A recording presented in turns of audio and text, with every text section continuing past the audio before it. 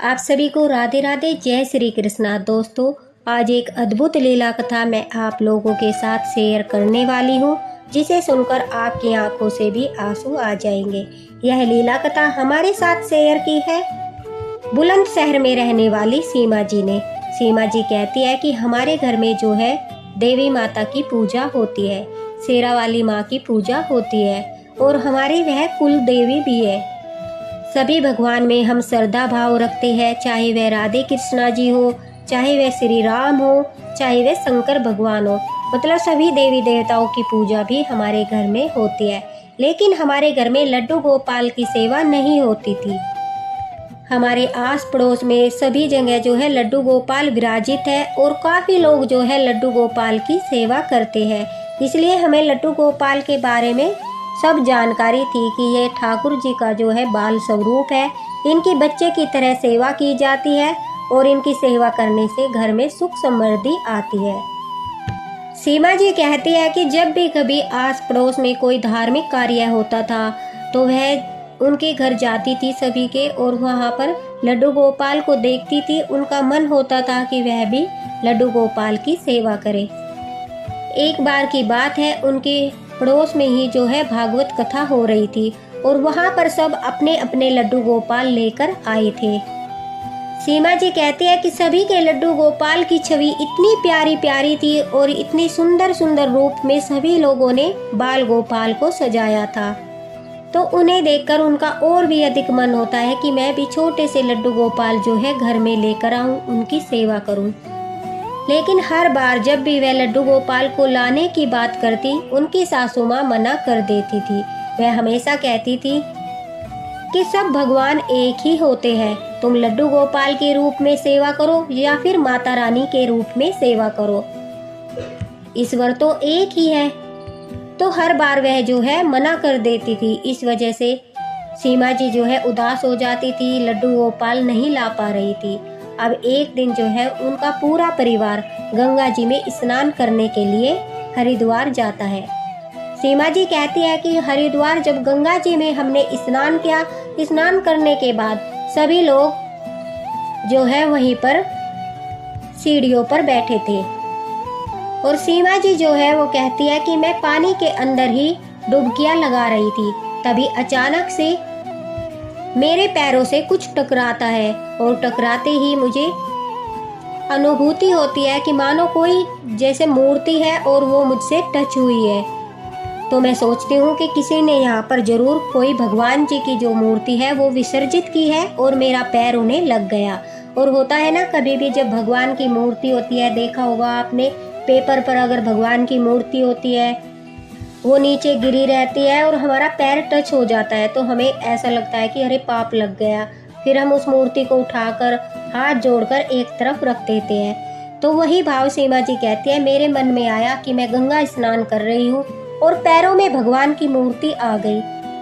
तो वह कहती है कि मैं डुबकी लगाकर जैसे ही देखती हूँ तो मेरे हाथों में छोटा सा लड्डू गोपाल जी का विग्रह आता है। गंगा जी का पानी काफ़ी साफ था, उसमें सब कुछ स्पष्ट दिखाई दे रहा था, तो इसलिए मुझे दिख गया था कि कोई मूर्ति है और भगवान जी की है। इसलिए कहती है कि जैसे ही मैं डुबकी लगाकर उस विग्रह को उठाकर बाहर निकलती हूँ तो मैं देखती हूँ कि वह लड्डू गोपाल थे और उनका जो है एक हाथ नहीं था, एक हाथ जो है उनका टूट चुका था। अब सीमा जी कहती है कि उन्हें देखकर मुझे बड़ा ही आश्चर्य हुआ कि भाई लड्डू गोपाल का हाथ टूटा है और किसी ने उन्हें यहाँ पर विसर्जित कर दिया है। और अंदर ही अंदर कहती है कि मुझे खुशी भी हो रही थी कि मैं काफ़ी दिन से जो है लड्डू गोपाल की सेवा करना चाहती थी और मुझे गंगा जी में ठाकुर जी मिले हैं। लेकिन उनके मन में शंका होती है कि पता नहीं उनकी सास जो है लड्डू गोपाल को देखकर क्या बोलेगी। फिर भी वह कहती है, मैं पानी से निकलकर अपनी सासू माँ के पास जाकर कहती हूँ, देखो माता जी, मुझे गंगा जी से जो है लड्डू गोपाल जी मिले हैं, क्या हम इन्हें घर ले जाकर इनकी सेवा कर सकते हैं? तो उनकी सास मना कर देती है। वो कहती है एक तो लड्डू गोपाल का हाथ नहीं है, वो खंडित लड्डू गोपाल है, दूसरा किसी ने इन्हें यहाँ पर विसर्जित किया है। ऐसे खंडित लड्डू गोपाल की सेवा नहीं करते और खंडित मूर्तियों को घर ले जाकर स्थापित नहीं करते। वो मना करने लगती है। लेकिन वह कहती है कि मेरा मन लड्डू गोपाल को देखकर भावुक हो रहा था। मुझे ऐसा लग रहा था कि जैसे मैं लड्डू गोपाल को ले जाकर अच्छे से स्नान कराकर श्रृंगार करके और इनको जो है स्थापित कर लूँ, इनकी सेवा करूँ, इनकी पूजा करूँ। लेकिन मेरी सास जो है वो मान नहीं रही थी। तभी वह अपने पति से कहती है कि देखो कितने प्यारे हैं लड्डू गोपाल, और सभी के घर में लड्डू गोपाल है। मेरा काफ़ी दिन से जो है इनकी सेवा करने का मन हो रहा था, और अभी यह स्वयं ही सेवा लेने आए हैं। देखो गंगा जी में कितने लोग नहा रहे थे, लेकिन लड्डू गोपाल सिर्फ मुझे मिले। और क्या हुआ, इनका एक हाथ नहीं है। अब तो काफ़ी जगह जो है हम लड्डू गोपाल जी को सही करा सकते हैं, हम इन्हें ठीक करवा लेंगे। लेकिन मुझे यह लड्डू गोपाल घर ले जाने हैं, आप ही जो है माता जी को समझाइए। अब सीमा जी कहती है कि उनके पति जो है अपनी माता जी को समझाते हैं कि चलो जब इनका मन है तो आप इन्हें लड्डू गोपाल की सेवा करने दो अपने बेटे के। अब सीमा जी कहती है कि सभी लोग घर जाते हैं। घर जाकर वह लड्डू गोपाल को स्नान कराकर अपने मंदिर में जो है विराजित कर देती है। मंदिर में विराजित करने के बाद लड्डू गोपाल की पूजा आरती करती है। लेकिन उनकी सास जो है वो मुंह बनाकर बैठी रहती है। उन्हें अच्छा नहीं लग रहा था कि खंडित लड्डू गोपाल को लेकर आए हैं, उन्हें घर में स्थापित कर दिया है। तो उनके मन में शंका हो रही थी। वह बार बार कह रही थी कि तुमने अपनी मनमानी कर ली, अब घर में कुछ ना कुछ जो है अनहोनी जरूर होगी। और कहते हैं जब हम लगातार नेगेटिव चीज़ें सोचते हैं तो हमारे साथ भी गलत होता है। जब हम अच्छी बातें सोचते हैं तो हमारे साथ अच्छा होता है। तो इसलिए हमेशा पॉजिटिव रहना चाहिए। लेकिन उनकी सास के मन में डर बैठ गया था कि खंडित लड्डू गोपाल घर में स्थापित कर लिए, अब कुछ न कुछ अनहोनी अवश्य ही होगी। इस बात को लेकर सीमा जी कहती है वह काफ़ी बार उन्हें सुना चुकी थी। लड्डू गोपाल को घर आए 4-5 दिन हो चुके थे। तो सीमा जी ने उन्हें समझाने की कोशिश की कि माता जी ऐसा कुछ नहीं होता, ठाकुर जी जो है सुख समृद्धि लेकर आते हैं, वह किसी का अनहित नहीं करते। और जैसा भाव आप लड्डू गोपाल के प्रति रखोगी वैसा ही रिश्ता लड्डू गोपाल आपके साथ बनाएंगे। लेकिन उनके मन में ज़्यादा नकारात्मक ऊर्जा भर चुकी थी। वह सिर्फ और सिर्फ गलत ही गलत बात सोच रही थी, और ऐसा ही हुआ।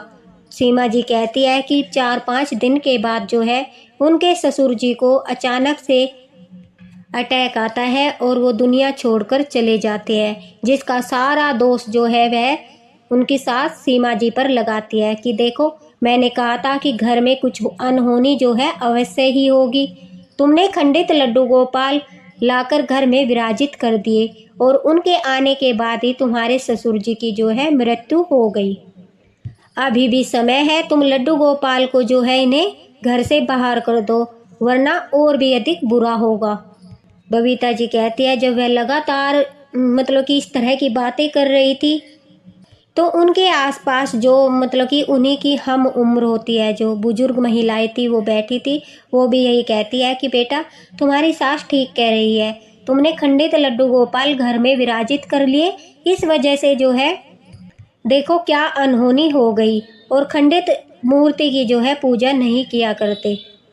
अब इस बात को लेकर काफ़ी बहस हो रही थी। तब उनके पति भी कहने लगते हैं कि जब माँ की इच्छा है कि तुम खंडित लड्डू गोपाल की जो है पूजा मत करो, तो फिर तुम क्यों जिद कर रही हो। इस तरह से वह भी उन्हें मना करने लगते हैं। तो होता क्या है, जब हमारे चारों तरफ सब नेगेटिव बातें करते हैं तो हमारे माइंड में भी आता है कि कहीं सब ठीक न कह रही हो, तो ऐसा लगने लगता है कि शायद इन लोगों की बातें सही हो, ऐसा ही हुआ हो, कभी खंडित लड्डू गोपाल हो, नहीं करनी चाहिए पूजा। इस तरह का भाव जो है सीमा जी के मन में आता है। तो वह कहती है कि देखो अब गंगा जी तो हम वापस नहीं जा सकते कि वहीं पर इन्हें विसर्जित कर दे, तो हम ऐसा करते हैं इन्हें मंदिर के बाहर जो पीपल का पेड़ है वहाँ पर रख आते हैं। वहाँ पर वैसे भी सब लोग दिया लगाते हैं, पूजा करते हैं, तो साथ साथ में इनकी भी पूजा होती रहेगी और पाप भी नहीं लगेगा। इधर उधर डालेंगे तो पैरों में आएंगे, इस तरह से पाप भी लगेगा। अब यह देखिए कितने दुख की बात थी। पहले तो वह गंगा जी स्नान के लिए गए, वहाँ से ठाकुर जी मिले, उन्हें वहाँ से लेकर आए, ठाकुर जी ने उन्हें अपनी सेवा दी। लेकिन उसके बाद घर आने के बाद उनके घर ऐसा हादसा हो गया जिसका जिम्मेदार उन्होंने लड्डू गोपाल को ठहरा दिया और फिर से वह लड्डू गोपाल को घर से बाहर करने की सोचने लगे। मतलब यह कितनी बुरी भावना है, या तो वह लड्डू गोपाल को लेकर ही ना आते, या फिर सीमा जी कहती है कि उनकी सास जो है लड्डू गोपाल को लेकर मंदिर के बाहर पीपल के पेड़ के नीचे रख आई और आकर कहने लगी, शायद यह हमने पहले ही कर दिया होता तो आज तुम्हारे ससुर जी जिंदा होते। लेकिन देखिए दोस्तों, उनके ससुर जी जो थे उनकी उम्र हो चुकी थी, वो काफ़ी बुजुर्ग थे। उनकी आयु जो है सीमा जी ने हमें बताई 75 ईयर यानी 75 साल हो चुकी थी। अब वह अपना जीवन जी चुके थे, तो क्या पता उनकी जो है मृत्यु का समय निश्चित हो, लड्डू गोपाल न आते तब भी उनकी मृत्यु जो थी वो निश्चित थी। लेकिन उनकी सास ने इस बात को लड्डू गोपाल से जोड़ दिया, जो कि उचित नहीं था। अब सीमा जी कहती है कि उनकी सास जब लड्डू गोपाल को छोड़कर घर वापस आई, घर वापस आने के बाद उनके साथ रात के समय एक विचित्र घटना घटती है।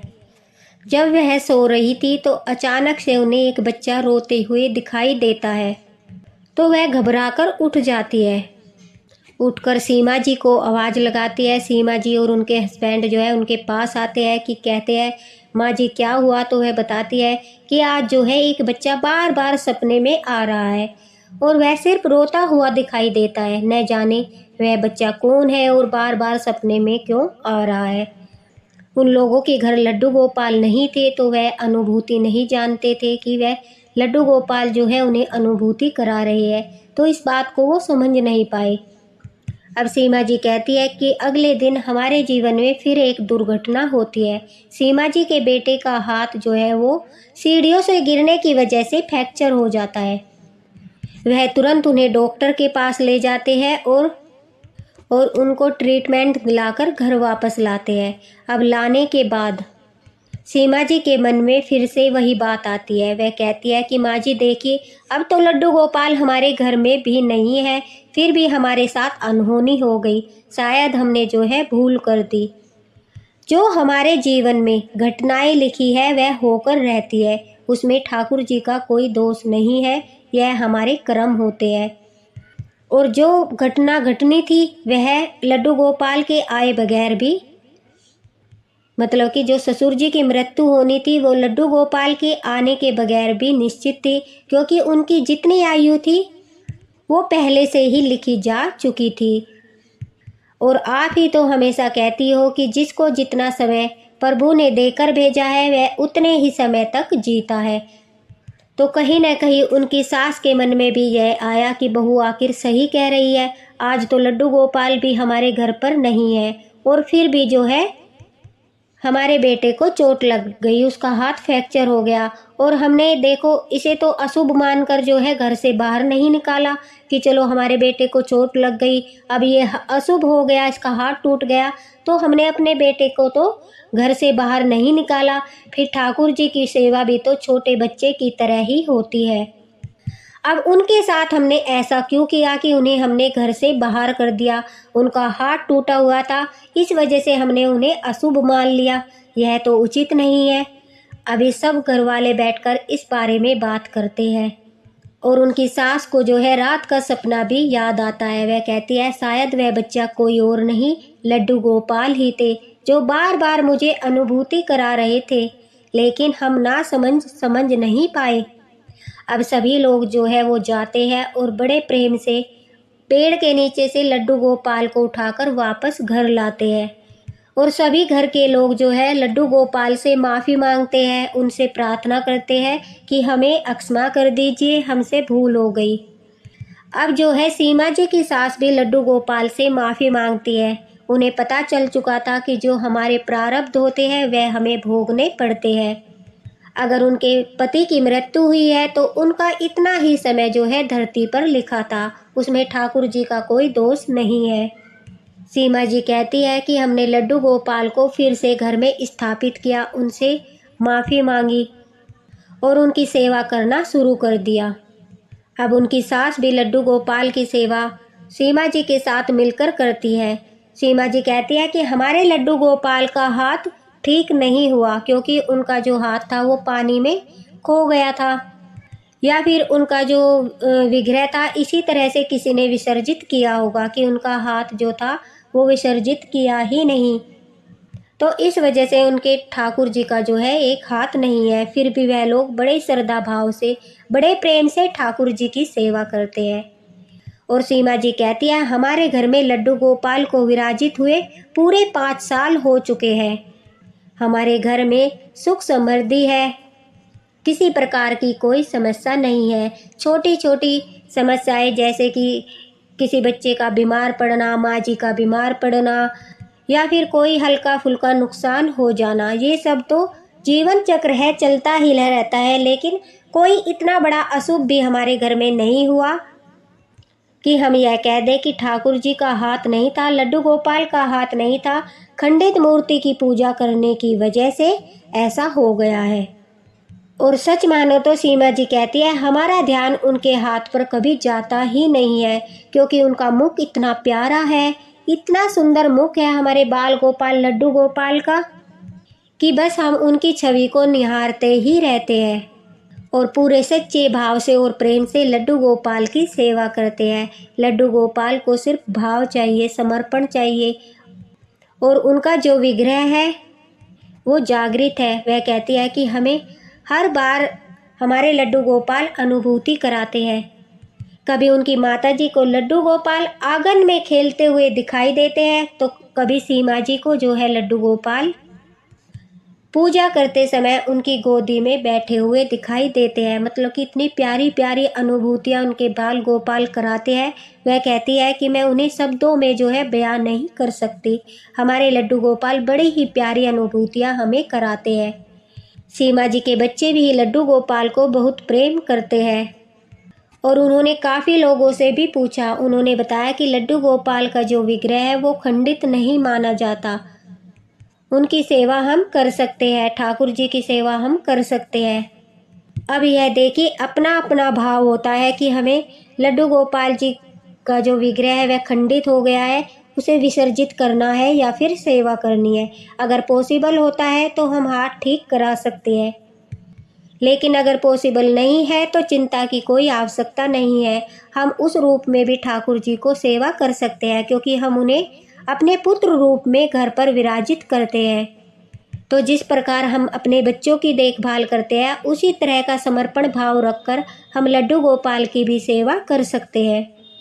और यह तो और भी पुण्य का काम है। आपने देखा होगा काफ़ी जगह आपको लड्डू गोपाल मिलेंगे, किसी का हाथ नहीं है, किसी का पैर नहीं है, और लोग ऐसे ही उन्हें डाल देते हैं। कहीं नदी में डाल देते हैं तो कहीं पेड़ के नीचे छोड़ आते हैं। इस तरह से बाल गोपाल का विग्रह जो है खंडित विग्रह नहीं डालना चाहिए। सीमा जी का बड़ा ही प्यारा सा समर्पण भाव है ठाकुर जी के प्रति कि वह लड्डू गोपाल की सेवा कर रही है, और उनके मन में यह कोई भेदभाव नहीं है कि उनके ठाकुर जी का जो है हाथ नहीं है।